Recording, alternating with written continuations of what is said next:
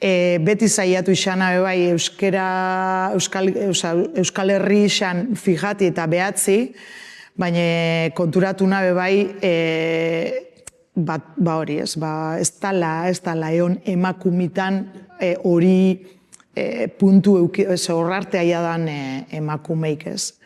Eta guztako leztake eukitzi ez, gaur egunin Aitziber Garmendia bat, benga ba, bai, ez? Zelako ondo, ez? Horreoti Aitziber bat, edo, ez? Anagoitia bebe amendator, bera Ainhoa Etxebarria beran punto horreaz, bai, ez?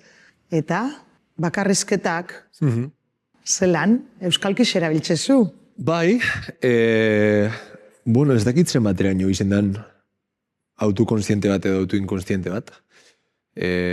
Uste dut bakarrizketan formatuk eskatzen dagoena dala alik eta naturaltasun handizena performeti holtzan, gero zuri ez esan kontzupa, hori gezurre da. Baina, bueno, alik eta naturalen... Grazio txesta. Baina alik eta naturalen agertu berzara holtzan, Eta ez deritot euskera datu artifizial bateko denik ez, natural moldatzen az euskera datuan, baina uste dut euskalkitzen gehiago irabazten duela formato honek edo ez.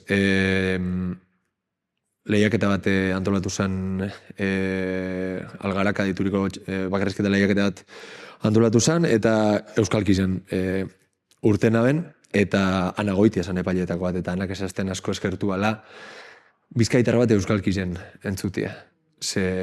Bueno, ez dut inorrenik epaituko ez, baina uste dut humorien referentzi asko, da referente asko Gipuzko arrezegon diela. Bieta bat aipatu zuzenak Zukortik hasi eta Guasemankera eta Finlandia eta guztionek oso humore Gipuzko arra izen dire.